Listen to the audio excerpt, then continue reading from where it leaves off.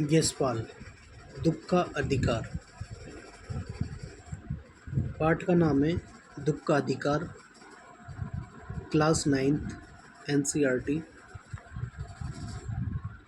Welcome to KK academy. KK academy में आपका स्वागत है। चलिए बात करते हैं दुख का अधिकार। यशपाल जी ने लिखा है इसे। यशपाल का जन्म फिरोजपुर छावनी में सन 1903 में हुआ। उन्होंने आरंभिक शिक्षा स्थानीय स्कूल में और उच्च शिक्षा लाहौर में पाई।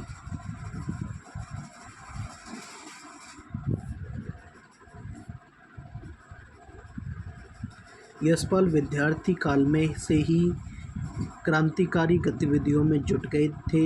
अमर शहीद भगत सिंह आदि के साथ मिलकर उन्होंने भारतीय स्वतंत्रता आंदोलन में भाग लिया। यशपाल की प्रमुख कृतियां हैं देशद्रोही, पार्टी कामरेड, दादा कामरेड, झूठा सच तथा मेरी तेरी उसकी बात, सभी उपन्यास, ज्ञानदान, तर्क का तूफान, पिंजड़े का उड़ान, फूलों का कुर्ता, उत्तराधिकारी, सभी कहानी संग्रह और सिंहावलोकन आत्मकथा।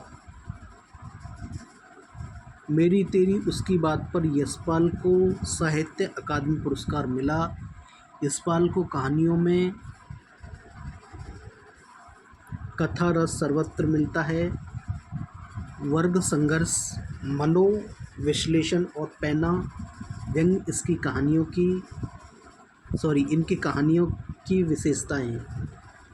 यशपाल यह मानते रहे हैं कि समाज को उन्नत बनाने का एक ही रास्ता है, सामाजिक समानता के साथ साथ आर्थिक समानता। यशपाल ने अपनी रचनाओं में हिंदी के अलावा उर्दू और अंग्रेजी के शब्दों का भी बेहिचक प्रयोग किया है। प्रस्तुत कहानी देश में फैले अंधविश्वास, ऊंच नीच के भेदभाव को बेनकाब करते हुए यह बताती हैं दुख की अनुभूति सभी को समान रूप से होती है। कहानी धनी लोगों की अमानवीय और गरीबों की मजबूरी को भी पूरी गहराई से उजागर करती है। यह सही है कि दुख सभी को तोड़ता है। दुख में मातम मनाना हर कोई चाहता है। दुख के क्षण से सामना होने पर सब अवश हो जाते हैं और इस देश में ऐसे भी अभागे लोग हैं जिन्हें न तो दुख मनाने का अधिकार है न अवकाश। दुख का अधिकार।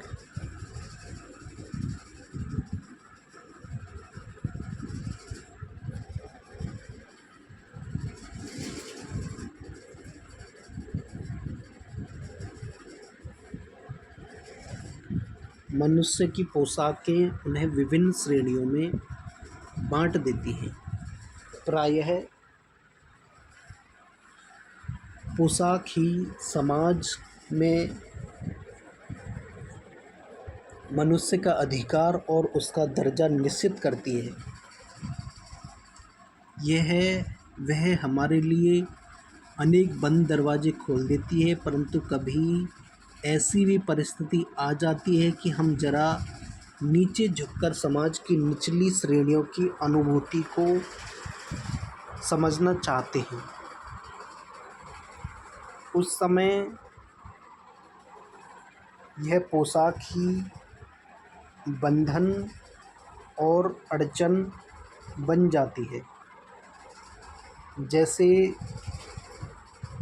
वायु की लहरें कटी हुई पतंग को सहजा भूमि पर नहीं गिरने देती, उसी तरह खास परिस्थितियों में हमारी पोशाक हमें झुक सकने से रोके रहती हैं। बाज़ार में फुटपाथ पर कुछ खरबूजे डलिया में और कुछ ज़मीन पर बिक्री के लिए रखे जान पड़ते थे। खरबूजों के समीप एक अधेड़ उम्र की औरत बैठी रो रही थी। खरबूजे बिक्री के लिए थे, परंतु उन्हें खरीदने के लिए कोई कैसे आगे बढ़ता। खरबूजों को बेचने वाली तो कपड़ों से मुंह छिपाए सिर को घुटनों पर रखे फपक फपक कर रो रही थी। पड़ोस की दुकानों के तख्तों पर बैठे या बाजार में खड़े लोग घृणा से उस स्त्री के संबंध में बात कर रहे थे।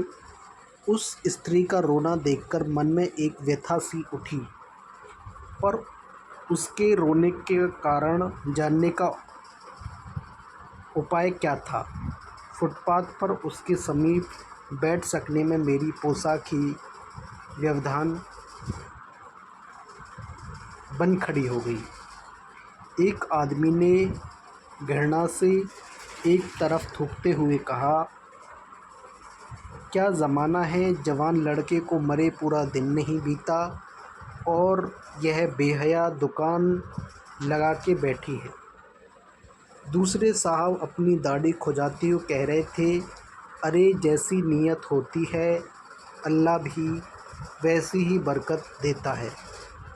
सामने के फुटपाथ पर खड़े एक आदमी ने दिया सलाई की तीली से कान खुजाते हुए कहा,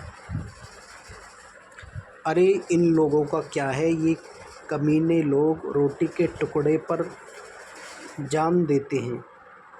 इसके लिए बेटा बेटी खसम लुगाई धर्म ईमान सब रोटी का टुकड़ा है। परचून की दुकान पर बैठे लाला जी ने कहा, अरे भाई उनके लिए मरे जिए का कोई मतलब नहीं है मतलब न हो।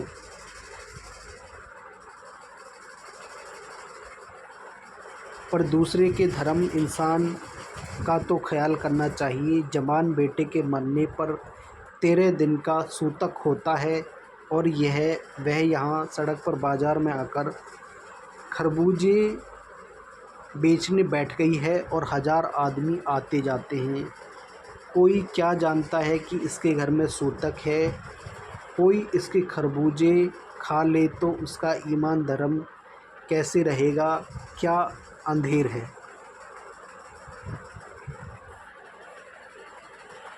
पास पड़ोस की दुकानों से पूछने पर पता लगा उसका 23 बरस का जवान लड़का था। घर में उसकी बहू और पोता पोती हैं। लड़का शहर के पास 1.5 बीघा भर ज़मीन में कछियारी करके परिवार का निर्वाह करता था। खरबूजों की डलिया बाजार में पहुंचाकर कभी लड़का स्वयं सौदे के पास बैठ जाता, कभी माँ बैठ जाती। लड़का परसों सुबह मुँह अंधेरे बैलों में से एक पके खरबूज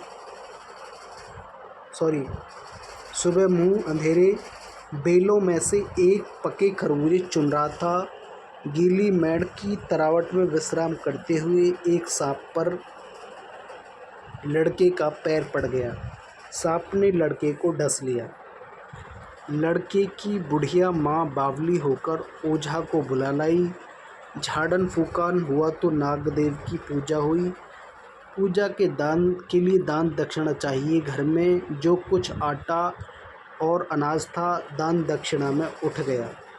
माँ बहू और बच्चे भगवाना से लिपट लिपट कर रोए, पर भगवाना जो एक दफ़े चुप हुआ तो फिर न बोला।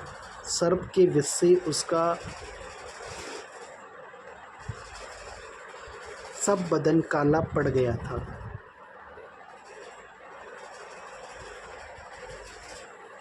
जिंदा आदमी नंगा भी रह सकता है, परंतु मुर्दे को नंगा कैसे विदा किया जाए। इसके लिए तो बजाज की दुकान से नया कपड़ा लाना ही होगा, चाहे उसके लिए माँ के हाथों के छन्नी ककना ही क्यों न बिक जाए। भगवाना परलोक चला गया। घर में जो कुछ चूनी भूसी थी सो उसे विदा करने में चली गई। बाप नहीं रहा तो क्या, लड़के सुबह उठते ही भूख से बिलबिलाने लगे। दादी ने उन्हें खाने के लिए खरबूज दे दिए, लेकिन बहू को क्या देती। बहू का बदन बुखार से तवे की तरह तप रहा था। अब बेटे के बिना बुढ़िया को दुअन्नी चवन्नी भी कौन उधार देता। बुढ़िया रोते रोते और आंखें पोंछते पोंछते भगवाना के बटोरे हुए खरबूजे डलिया में समेटकर बाजार की ओर चली, और चारा भी क्या था। बुढ़िया खरबूजे बेचने का साहस करके आई थी, परंतु सिर पर चादर लपेटे, सिर को घुटने पर टिकाए हुए फपक फपक कर रो रही थी। कल जिसका बेटा चल बसा, आज वे बाजार में सौदा बेचने चली है। हाय रे पत्थर दिल। उस पुत्र वियोगिनी के दुख का अंदाज़ा लगाने के लिए पिछले साल अपने पड़ोस के पुत्र की मृत्यु से दुखी माता को की बात सोचने लगा। वह संभ्रांत महिला पुत्र की मृत्यु के बाद 2.5 मास तक पलंग से न उठ सकी। उन्हें 15-15 मिनट बाद पुत्र वियोग से मूर्छा आ जाती थी, और मूर्छा न आने की अवस्था में आँखों से आंसू न रुक सकते थे। 2-2 डॉक्टर हरदम सिरहाने बैठे रहते थे, हरदम सिर पर बर्फ़ रखी जाती थी। शहर भर के लोगों के मन में उस पुत्र शोक से द्रवित हो उठते थे। जब मन को सूझ का रास्ता नहीं मिलता तो बेचैनी से कदम तेज हो जाते। उसी हालत में नाक ऊपर उठाए राह चलतरों से ठोकर खाता मैं चला जा रहा था, सोच रहा था। शोक करने, गम मनाने के लिए भी सहूलियत चाहिए, और दुखी होने का भी अधिकार होता है।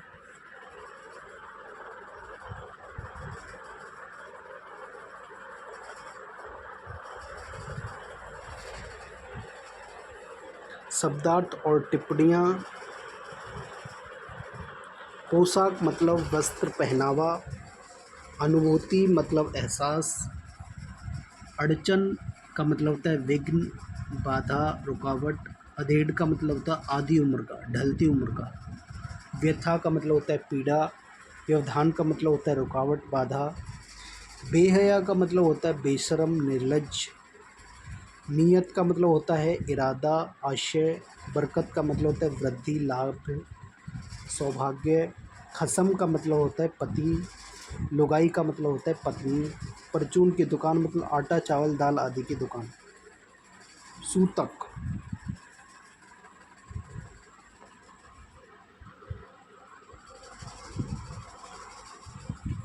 सूतक का मतलब होता है परिवार में किसी बच्चे के जन्म होने या किसी के मरने पर कुछ निश्चित समय तक परिवार के लोगों को न छूना, छूत।